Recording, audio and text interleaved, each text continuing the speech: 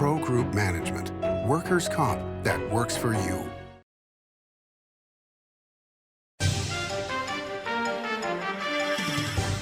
Welcome to Nevada Newsmakers. On the broadcast today, a great panel with Jesse Wadhams and John Sande IV. They're here for the whole show on an all-new Nevada Newsmakers. Nevada Newsmakers Goes to Washington is brought to you by Pro Group Management, workers' comp that works for you. NV Energy. NV Energy proudly serves Nevada, providing electricity to 2.4 million electric customers. And University Medical Center of Southern Nevada, offering the highest level of care in Nevada. As you know, Reno is booming. Toll's development company is helping it grow with insightful design and development, building community with every project, adding beauty, adding excitement, emphasizing our shared humanity. Reno is becoming bigger. Toll's development is helping it become better, more livable, more enjoyable. To learn more, go to tollsdevelopment.com. tollsdevelopment.com. It's the $200,000 Cars and Cash giveaways at Carson Valley Inn. Cash and prize drawings Thursdays and Saturdays. Plus, win a 2023 Ford F-150 or we'll pay you cash instead. Don't miss your chance to play and win. Cars and Cash at the Carson Valley Inn. Save money and take transit. Did you know you can ride the bus all day for less than what it would cost you for a gallon of gas? Plan your trip now by going to rtcwashoe.com. Big R is Northern Nevada's #1 Golden Fire wood pellet supplier. More heat, less ash, 100% natural, and no additives. And there's only one place that stocks this many wood pellets, and that's Big R in Sparks, Winnemucca, Fallon, Fernley, and Lovelock. A river of wood pellets at Big R. This is Nevada Newsmakers with host Sam Shad, a no-holds-barred political forum. Now, from the Nevada Newsmakers broadcast headquarters, here is Sam Shad. And back on Nevada Newsmakers, we have a great panel today. I always enjoy having John Sande IV here, principal with Argentum Partners, and Jesse Wadhams, partner with Black & Wadhams. Pleasure to have you both here. Thank you. So we have a couple of very interesting congressional races. Let's start with CD3. What are your thoughts on where this is heading? Well, I think in general, this next election cycle is going to be really fascinating. I mean, the national politics and everything that's been going on, I mean, internationally, domestically, they're going to have a profound impact on these races, and you know, they're getting closer and closer, and you know. I think the primaries are going to be interesting to see where the electorate is through the primary. What's going on with the Republican primary versus the caucus? I Right. mean, do we need to just join them to? It's crazy. I mean, yeah, it's bizarre. It is. It's interesting times. I mean, all around again. I mean, and I've been kind of thinking about, obviously, with my family ties in the Middle East, just how this Israel situation and everything, how that's going to play out in the national narrative, but also how that does trickle down to congressional races and even statewide races. And just to make the point, we're taping this on the morning of October 18th, so people should take that into account because we have no idea what's going to happen between the time we're taping this and the time it will actually air. U.S. Senator Jackie Rosen from Nevada has already been to Israel since the troubles have started. Do you think that's going to play into her race as well? I think it's going to play into everybody's race. I mean, I think everybody's going to wonder what is the United States role in the Middle East and with Israel. There's so many factors, and it's just so dynamic. And every day I wake up and you turn on the news, and there's different narratives and different things that are occurring. Biden going there and is a really big deal, especially at the infancy of this situation, and really supporting Israel and the United States' role in the whole thing is fascinating. But I do think as this plays on, and the resources I saw that Biden committed $100 million to aid in the Middle East, right? I heard 100 million, but it might have been $1 billion. I mean, we're not talking about small money here. Right. I mean, these are because sadly, 100 million is nothing these days. Agree, but and then when does Congress get involved in those discussions about fiscal? When does Congress get a speaker? Well, okay, see, and this is what I mean. That's the kind of the point, is that there are just right now there's so many dynamics that are occurring that are going to play into these congressional races. Again, both in the primary. And I'd be curious to see where the electorate's going to be on this. I mean, what do Republicans think about a war in the Middle East? What do Democrats think about a war in the Middle East? And what are the politicians, what are their platforms going to be as this thing wears on? I mean, this could be a short infiltrata, if I'm saying that right. Intifada. Intifada. It could be short, or this could carry on for months and months and months. And it's just, again, so dynamic to really have a position on it. Okay, so I'm just going to say it's not weeks or months, it's generational. I mean, this thing is so huge. But the question, Jesse, I'm going to throw at you is, normally the American public doesn't really respond to foreign policy in terms of elections. It's more about the economy and those sorts of things. Do you think that that's going to change because of what's happening right now when we're still over a year out from the election? That's a great question, Sam, because I think you're exactly right. And we have seen even just, in recent, I guess relatively recent times, where George H.W. Bush was just fantastic on foreign policy issues and lost to Bill Clinton because of the kitchen table issues. And I think, as Americans, we tend not to care too much about our foreign policy, save and except when it hits our shores, and that's an unfortunate fact. But I also think I guess this underscores where I believe we should be. But I think in the post-World War II era, America projects strength, and we need to be involved heavily in world affairs. So. But again, I don't know that translates to the average American voter, and I think we've become so tribalized in how we think about things. You are either reflexively against whatever Biden's doing in foreign involvement, or you're absolutely for it, right? And so there's not a lot of middle ground left. So I think ultimately it'll be, how that, I don't know that any of that's going to translate into elections, because I think kitchen table issues are going to be the ones, and inflation still feels very high when you go to the grocery store. Right. And I don't want to play host here, but I'll ask a question for you, because I think the dynamics are such that the international is going to become domestic. I mean, we have the Republicans in Congress that are, threatening to shut down government because of spending issues and because of our debt ceiling and all of this. And at the same time, we're spending so much money in Ukraine, and now we have another war that there's going to be devastating humanitarian aid. So if the United States does play a major role in foreign affairs, does this have a domestic impact on our budget, on all the things that Republicans, Democrats are fighting over right now? I see that, and I forecast that it is going to become a major issue domestically and via international policy. All right, so you brought up budget, and I'll flip this back to Jesse, and you can chime in and feel free to host anytime. That's not an issue. But have we really lost complete control mentally and physically of budgetary issues? Because it seems like almost every day we hear an announcement, we're going to spend another $16 billion on this, another $20 billion on that. And, what was the old line? $1 billion here, $1 billion there. Pretty soon it starts to add up to real money. It's trillions now. The debt is just staggering. And again, I am not an economist. In fact, I apologize to my college professor because I got a D in economics. So it's not one I fully understand, because I've never fully understood how that all gets paid back. But it does strike me as you can't just keep printing money.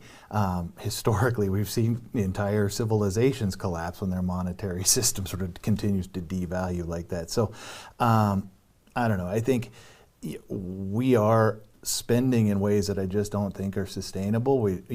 Our workforce is not growing. We're not replacing the workers that are retiring out. So all of these things are going to come home to roost in a way that I think is going to have to shake out, and it's going to be, for lack of a better word, interesting. Well, from a manufacturing perspective, and forgive me, I'm stepping back from the emotion of all this and just talking about the practicality. From a manufacturing point of view, the arms manufacturers have never been busier, including those that are here in Nevada. I would agree with that. However, that is a small sector of our economy, and I think the amount of money that I think Jesse's point is well taken, and your comment about budget and being responsible with it. I mean, it feels like we're borrowing money as a country to pay for other people's stuff. It would be like me taking a line of equity credit on my house to go buy my neighbor a new car. Long term, it doesn't seem like. If we were flush with cash, it would be different. We could handle this, but we are literally borrowing to make these payments to other countries. And what is the economic impact? I think Jesse again is saying from a macro level is what is our plan to pay this back, and where are we going to increase our GDP, in which areas? I mean, gun manufacturing, maybe military, and has been a good place in World War II, World War I. It has really helped our economy. Right. Because a war economy is a good economy. Is a good economy. I mean, unfortunately, that's proven to be the case, and maybe that will help our national economics. But again, I think we have to be a little bit more pragmatic about how we're spending as a country. It just seems like there is no, and there's a certain point where I just want to scream at the TV or the radio and go, "Hey, that's our money you're spending there," right. In the billions, and it makes no sense. But on the other hand, I remember interviewing the late Senator Reid in D.C. several years ago, and I asked him about the budget crisis. And I said, when is it going to hit and affect us?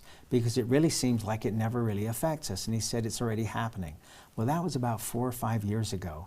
And I still don't see the effect, except in, like Jesse, you said, the cost of food, now the interest rates. But then again, sorry to throw an economic one at you again, but 5% interest rates are not ridiculous. They are normal. They are not particularly high. It's just that we've gotten used to this phony economy. Very cheap money. Of zero cost money. And I think it's funny, my folks tell me this story about when they moved to Nevada, right? And they, to your point, they were looking at a house up an incline in those days, and they just could not swing the $72,000 it was going to cost for that house, because at 19% interest, they just couldn't bridge the gap. So that's how they ended up in Carson City, because they could afford the $68,000 house in Carson City. And so you just think, man, that's not even that. I have that much room on my credit card today. Right. Well, and it's interesting in the news today. They're talking about the cost of Medicare increasing and it'll be increasing to a level that will wipe out the COLA for Social Security. So the senior citizens take it again. Yeah, fixed income, but they're the voters. That's a great point too, and I think that's where the inflation because they're getting hit doubly as hard. They're not going to get a COLA, and everything costs more. So it definitely puts senior citizens that are on those fixed incomes. It puts them in a tight spot. The only ones that benefit are the savers, the people that have gotten screwed for the last decade, basically. Are now making 5% or a little bit more on safe investments, which they weren't getting before. There's CD accounts that you can get 5.5%. I think my wife and I were talking about. I was pretty surprised by that.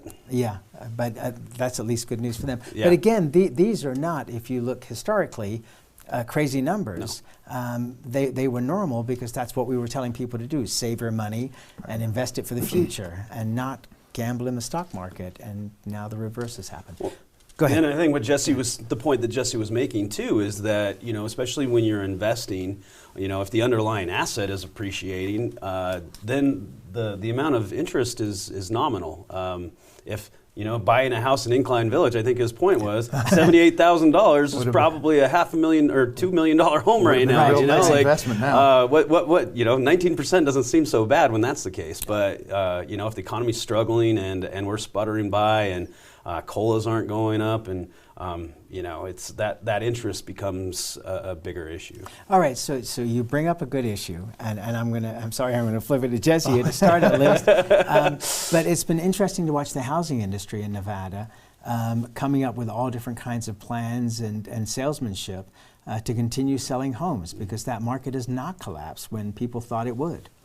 And that one I have no good explanation for. Once again, Sam, you keep Well, going to areas I don't know about. But okay, but I think it's salesmanship. But I think you're right, and I think again, one of the things folks want and what people want is a place to live, and we need that. That is a basic necessity, and I think it does. It remains a place where the salesmanship of the area remains good, and folks want to buy. And to the extent they can, they will. And the consumer economy's doing generally okay. Well, what's funny is somebody said to me recently that, if you go back 20, 30 years, people lived in smaller houses.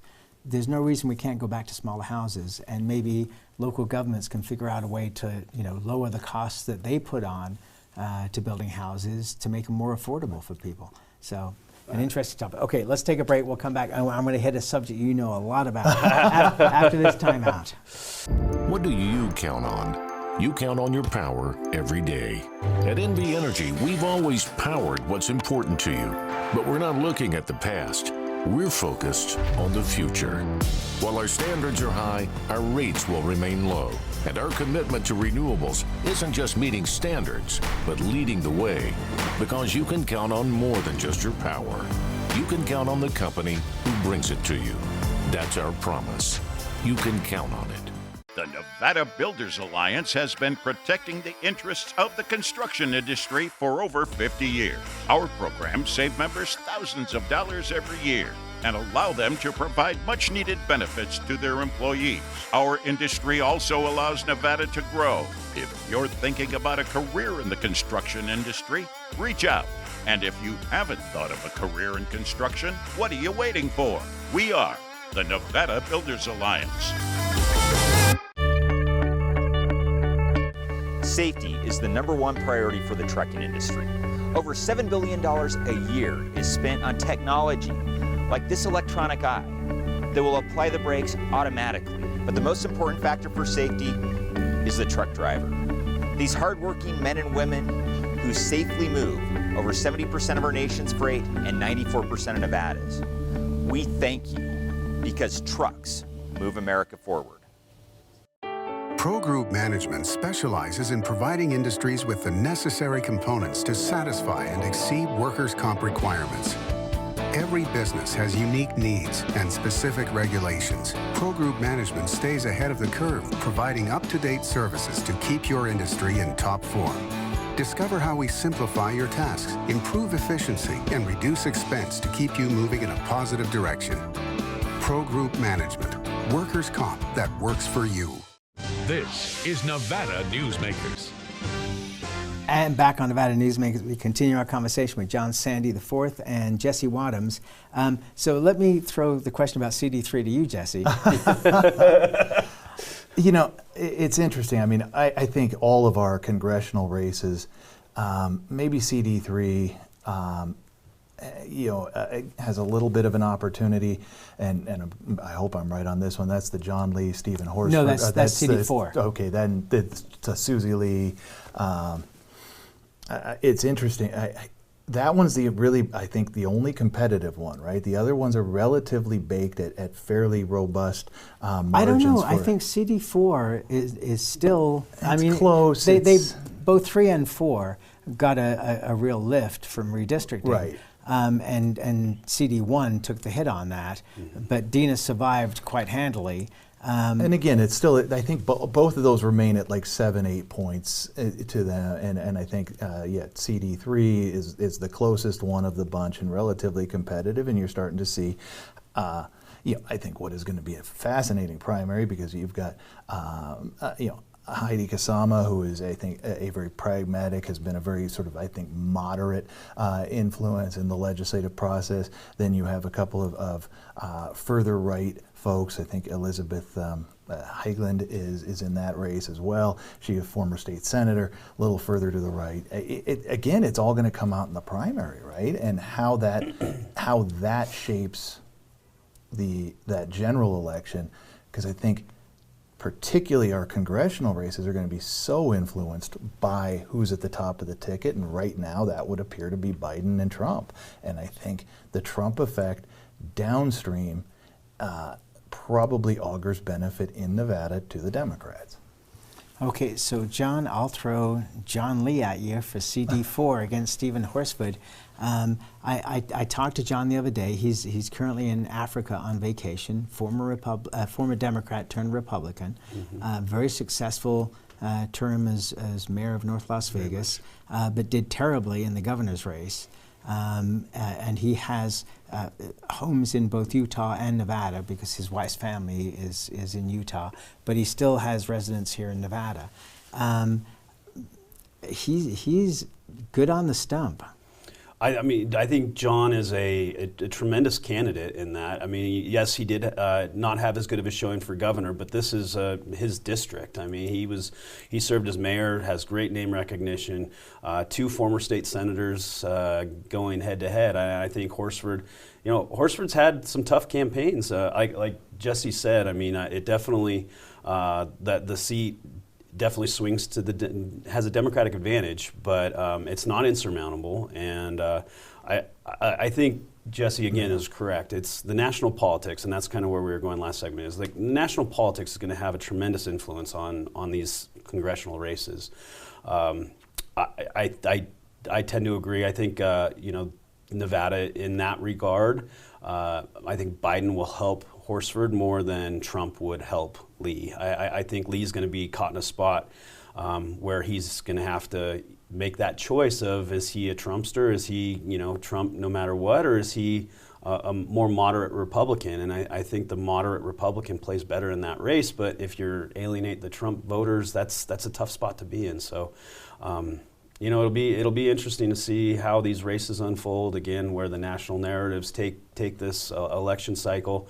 But it's going to be an interesting race. I think if Horsford could be beat, I think Lee's the right candidate, but it's an uphill battle. I think CD4 just remains one of the more fascinating races because it really is the tale of 2 parts of that district, right? That is very much an urban North Las Vegas district, but then it swings all the way up. If it's still, I think the number heads all the way up to Yerington at least, and what a vast difference in those 2 environments. And so I think if Lee can. John Lee, can maybe mitigate with his successful term in North Las Vegas, sort of hold some of those voters there, he might have a shot. Pete Goakachia is saying, boy, that is a big district. Let's take a break. We'll be right back after this time.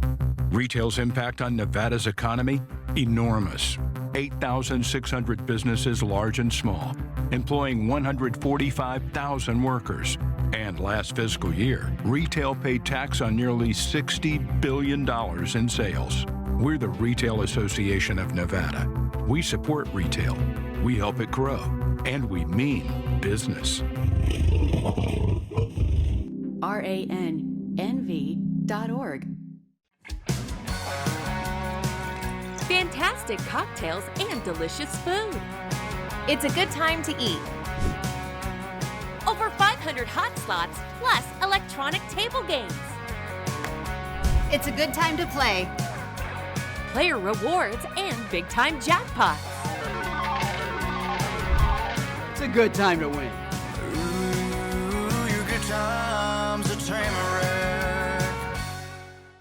For 50 years, Nevada Heating has been keeping people comfortable in their homes. At Nevada Heating, call the Do It Right guys and get the air conditioning back on today.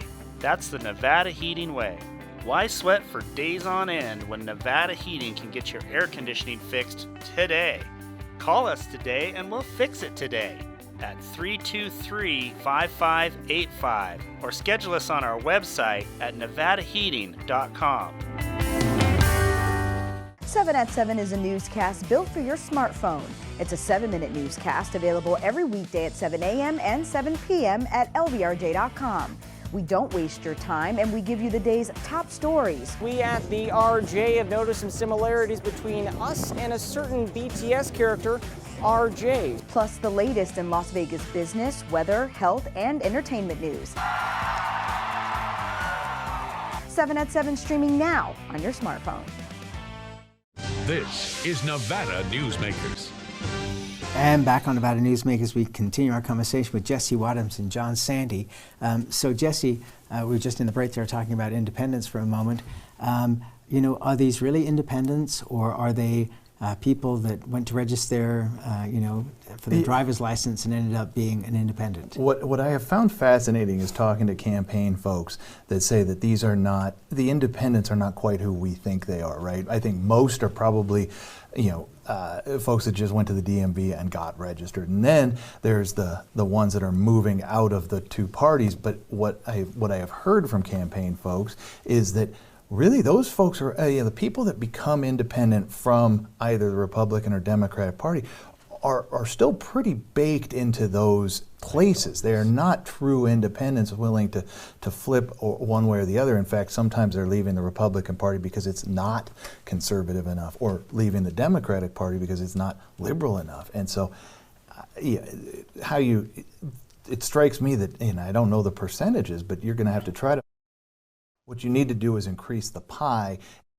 Voters that just went into the DMV that probably weren't thinking about voting before, and try to move them to your campaign. Okay, John, you got about 30 seconds to add on there. Yeah, I mean, he's exactly right. I've spoken to some campaign folks about the exact same thing, and you know, just because somebody becomes an independent, like you said, there's two different ones. There's the ones that registered and they didn't pick a party; they automatically became independent. But there's those that left the Republican Party, which, when push comes to shove, and you have a candidate that's a Republican and a candidate that's a Democrat, you're still more predisposed to vote for that ideology. And so, I think those registration numbers, the advantages, they're pretty accurate. Can they be overcome, and can you flip Democrats to vote for Republicans like a John Lee, who formerly was a Democrat?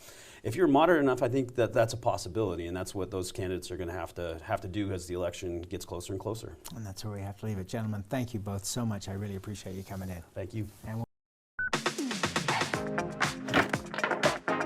Calamity. It lurks around every corner.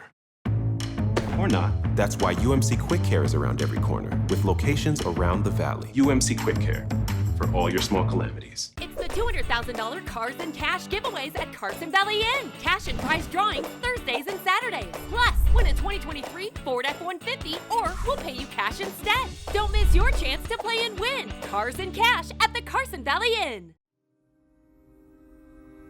Modern boutique Ahern Hotel and Event Center sits at the heart of the Las Vegas Strip. 2 floors of meeting and event space are ideal for groups and conventions. Stay in one of 200 luxurious rooms and suites. Brand your event throughout the property. Flexible event spaces make for easy planning and personalization. Take over the entire hotel with a full buyout option. Nevada Newsmakers Goes to Washington is brought to you by Pro Group Management, workers' comp that works for you. NV Energy. NV Energy proudly serves Nevada, providing electricity to 2.4 million electric customers. And University Medical Center of Southern Nevada, offering the highest level of care in Nevada. thanks for watching Nevada Newsmakers. You can catch us online 24 hours a day at nevadanewsmakers.com, or you can download the podcast wherever you like to get your podcast. We'll see you on the next broadcast.